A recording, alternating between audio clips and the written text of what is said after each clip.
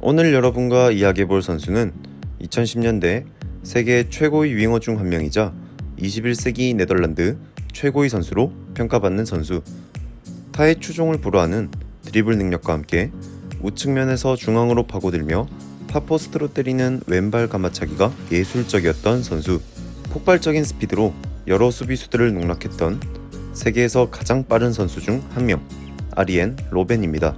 1984년 1월 23일 네덜란드의 베둠 지역에서 태어난 로벤은 그 지역의 유소년 클럽이었던 VV 베둠에서 약 2년간 축구에 대한 기본기를 익히게 됩니다.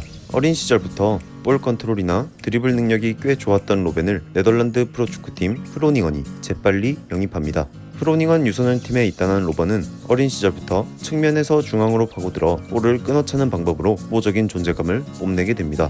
프로닝언은 뛰어난 재능을 입증한 로벤을 99-2000 시즌 1군으로 올리게 됩니다. 그리고 2000년 12월 3일 발베이크전에서 그는 레오나르도 도스 산토스와 교체되어 들어가며 데뷔전을 치르게 됩니다. 유소년 팀에서부터 워낙 뛰어난 기량을 보여줬던 터라 프로닝언은 로벤을 00-01 시즌 경기의 절반을 선발로 출전시켰고 그는 2골을 기록하기도 합니다. 프로닝언은 로벤에게 더 많은 기회를 부여했고 그의 기량은 날로 발전하기 시작하죠. 그리고 그런 그의 활약에 매료되었던 PSV 에인트호벤은 02-03 시즌을 앞두고 그를 영입하는 데 성공합니다. PSV에서의 첫 시즌이었던 02-03 시즌, 로벤은 33경기에 나서 12골과 6도움을 기록하며 PSV 공격진에 활기를 불어넣습니다. 당시 PSV 공격수였던 마테아 케즈만과 함께 좋은 폼을 보여주며 PSV 올해의 선수로 공동 선정되었고 그해 네덜란드 리그 올해의 신인 선수로 선정되기도 합니다. 03-04 시즌 또한 PSV에서 뛰며 23경기에서 5골 10도움을 올리며 쏠쏠한 활약을 펼치기도 하죠. 그리고 다음 시즌을 앞두고 윙어 수집에 일가견이 있었던 맨유가 로벤을 영입하고자 했지만 맨유가 제시한 금액은 PSV와 로벤에게 내키지 않았고 이를 틈타 첼시의 구단주였던 로만 아브라모비치가 그를 가로챕니다. 첼시는 로벤과 마테아 케즈만을 함께 영입하며 공격진을 더 두텁게 보강하죠. 당시 첼시는 리그 우승을 위해 전력을 최고조로 끌어올리고 있었습니다. 페테르체흐가 골문을 지켰으며 페에이라, 카르발료, 존 테리, 갈라스가 수비진을 구축했고 램파드와 마케렐레, 티아고가 미들진을 구성했습니다. 로벤이 영입되며 드록바, 데미안 더프와 함께 공격 트리오를 이루게 되죠. 극강의 공격력을 보여줄 것으로 기대했지만 04-05 시즌 첼시로 이적한 로벤은 프리시즌 로마와의 경기에서 중족골 부상을 당하면서 그의 첼시 데뷔전이 연기됩니다. 이때 그의 선수 생활에 큰 위기가 찾아오게 됩니다. 부상 회복에 전념하던 그는 몸에 이상을 느끼고 구단 의료진을 통해 진단을 받았는데 바로 고환암 판정을 받게 된 것이죠. 그리고 그는 2012년까지 고환암을 위한 치료를 병행하며 선수 생활을 이어가기도 합니다. 04-05 시즌 로벤은 첼시 선수단이 매우 중요한 자원으로 분류되며 부상 회복 후 11월에 데뷔한 로벤은 곧바로 11월 프리미어리그 이달의 선수상을 수상하기도 합니다. 짧은 시즌간 18경기에 나서 7골 9도움을 올리며 PFA 올해의 신인 선수를 수상할 뻔했지만 당시 센세이셔널한 활약을 보였던 맨체스터 유나이티드의 웨인 루니에게 밀립니다. 하지만 측면에서의 엄청난 활약은 팬들의 환호성을 자아냈고 그 시즌 그에겐 플라잉 더치맨이라는 별명이 붙여지기도 합니다. 어린 선수로 보기 힘든 활약을 보여주었던 그였지만 부상이 그를 괴롭히기 시작하는데 시즌 막바지에 또 부상을 입으며 팀의 리그 우승과 챔피언스리그 준결승을 병동에서 지켜봐야만 했죠. 05-06 시즌에서 드록바와 더프와 함께 뛰어난 콤비 플레이를 선보이며 첼시 공격 라인을 이끌었고 프리미어리그 28경기 6골 4도움을 올리며 팀의 리그 타이틀 방어에 큰 기여를 올리게 됩니다. 왼쪽 윙어로 뛰었던 로벤은 엄청난 드리블 스피드와 유연성과 함께 미친 듯한 왼발 킥력을 보여줬지만 틈만 나면 부상에 허덕이는 바람에 한 시즌을 온전히 보내는 것이 매우 어려웠습니다.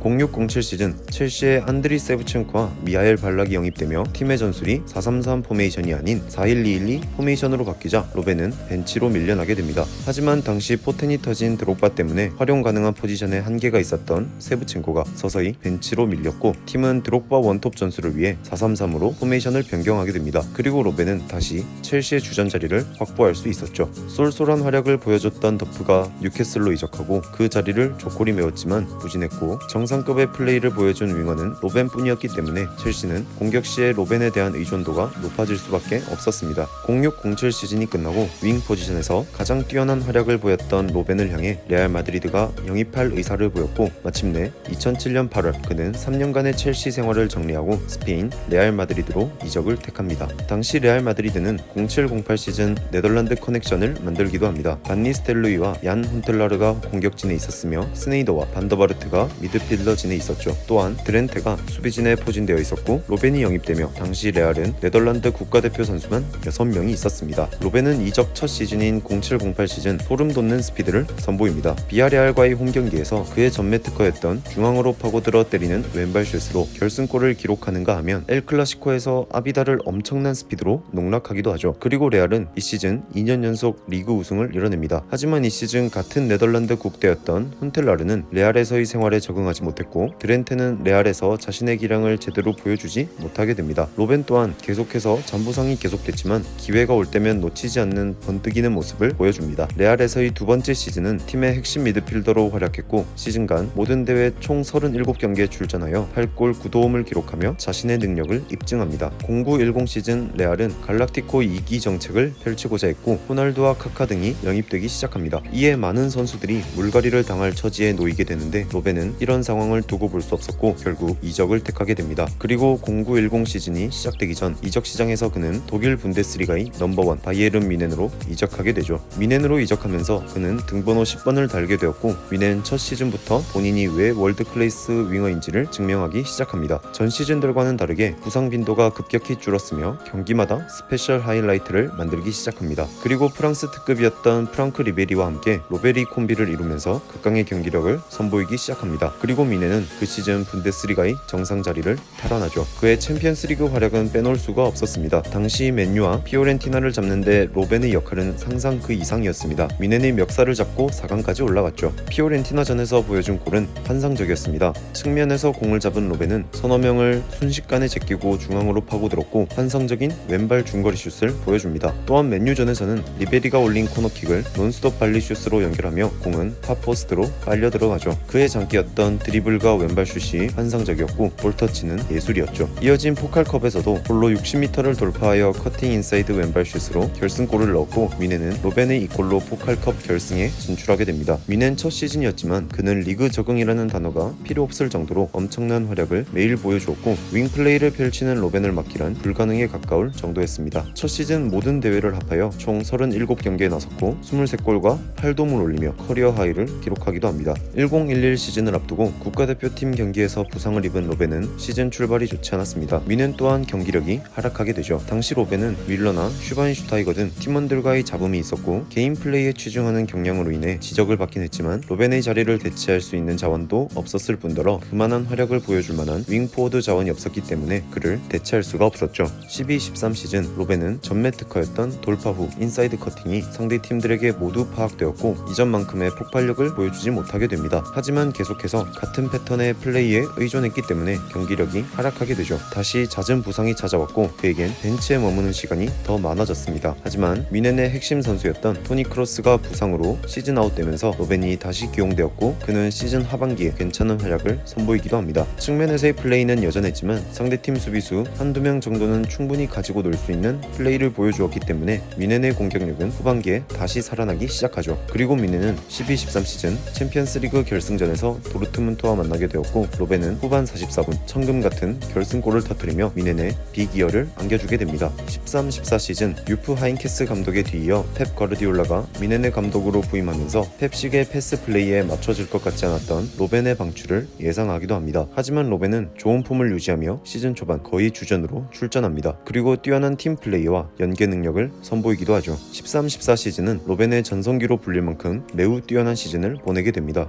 리베리가 부상과 컨디션 난조로 인해 시즌을 제대로 보내지 못하는 바람에 로벤은 뮌헨의 공격을 진두지휘하게 됩니다. 리그 우승컵과 포칼컵을 차지했으며 챔피언스리그에서는 아쉽게 4강에 머물렀지만 로벤은 13-14 시즌 총 45경기에 출전했고 21골 14도움을 기록하면서 뮌헨의 핵심 선수임을 본인 스스로를 입증합니다. 14-15 시즌 또한 거의 전 경기를 풀타임으로 선발 출전하며 맹활약을 펼쳤는데 그의 매크로 같은 인사이드 커팅은 더욱 강력해진 무기가 되어 있었습니다. 기존의 방식에서 페인팅을 한 번 더 걸면서 사이드로 볼을 뿌리거나 크로스를 올리는 등의 패턴을 다양하게 바꿉니다. 이 시즌 분데스리가에서 로벤은 단독 돌파만으로 상대팀 수비수를 부숴버리는 계력을 선보이기도 합니다. 15-16 시즌 초반 날카로운 모습을 보이는 듯 싶었지만 사타구니 부상을 당하면서 시즌 아웃되었고 16-17 시즌 안첼로티 감독이 부임하면서 더글라스 코스타와 킹슬리 코만과 함께 주전 자리를 놓고 우위를 가져갈 것으로 예상했지만 시즌이 시작하기도 전에 부상을 당하게 되죠. 하지만 뮌헨은 그의 활약을 인정하고 인정하고 1년 연장 계약을 하기도 합니다. 금방 부상에서 회복한 로벤은 33살의 나이가 믿기지 않을 만큼 놀라운 모습을 연이어 보여주면서 미넨의 상승세를 이끌기도 합니다. 17-18 시즌에는 그의 활약이 조금씩 줄어들기 시작했고 노쇠화에 대한 이야기가 나오기도 합니다. 선발로 나오더라도 교체되는 경기가 점차 많아지기 시작하죠. 하지만 로베리 라인에 대한 팬들의 기대는 여전히 높았기 때문에 팀의 중요한 경기에서는 자주 모습을 드러내기도 합니다. 18-19 시즌 그는 프리시즌부터 시즌 준비에 박차를 가했고 엄청난 노익장의 모습을 보여줍니다. 하지만 로벤은 시즌이 시작되면서 하락한 폼을 끌어올릴 수 없었고 코만과 자주 교체됩니다. 그리고 그는 공식적으로 18-19 시즌이 미넨에서의 마지막 시즌이라고 발표하기도 하죠. 시즌 32라운드 하노버전에서 그는 관중들의 기립박수를 받으며 교체 출전하며 본인의 프로 통산 700번째 경기를